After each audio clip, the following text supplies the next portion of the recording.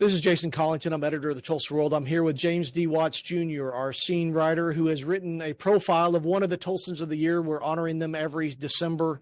And the one that Mr. Watts has written about is Steph Simon, someone whose name has been in the paper quite a bit in this past year and actually the past couple of years. Mr. Watts, why would you say Mr. Simon finally got the title of Tulsan of the Year to go along with the other award winners? Well, he's an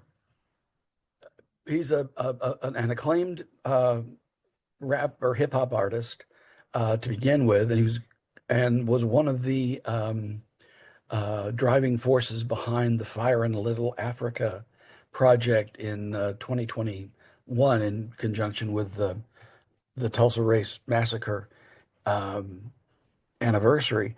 But he's also started what now has become called the Dreamland Festival, named for the theater in the Greenwood district that was destroyed during the massacre. That next year will be its 10th year. That has grown from being a very locally focused event on the Tulsa rap and hip hop scene to become something of a destination for that has drawn people from around the country. Uh, but he's also established a recording studio and a extracurricular program at McLean High School to help young artists who are interested not only in writing and performing music, but producing it. They have a full recording studio there at the school. And I believe in April, they released their first collaborative project, which the students collaborated on writing, performing, and producing this recording, and it was debuted with a big concert. And so he was nominated because of the way he has used his own art Yeah. and his own influence to really bring forward the next generation of local talent, and also through things like the Dreamland Festival, giving that giving that talent a increasingly widespread platform, almost national platform, on which to show what Tulsa artists are capable of doing. One of the things is that when you become a star, if you will, and you've been in Rolling Stone like he has, you sometimes And the New forget, Yorker. and the New Yorker, sometimes you forget where you live, and Yeah. you forget your home.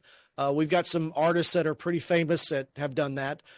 He's done the opposite, and you're right. That is one of the reasons why. I mean, not only is he staying in Tulsa, but McLean High School traditionally has been, a high school that's faced a lot of tough challenges in terms of the population, in terms of graduation rates, in terms of the socioeconomics of that neighborhood.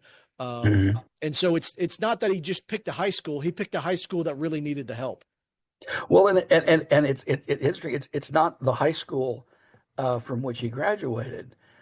He attended Union High School and is a graduate of Union High School, but he grew up in the neighborhood that McLean services, and he said, almost all of his family members graduated from McLean. So there is, it's not a direct personal connection, but it is definitely a personal connection. And you're right, it is. He's very much concerned with helping the next generation, and um, not only just to create their art, but also to help them understand from whence their art comes, the history of Yeah. Tulsa. Because he's released now 5 albums, and um, as an arc, they kind of tell a journey about uh,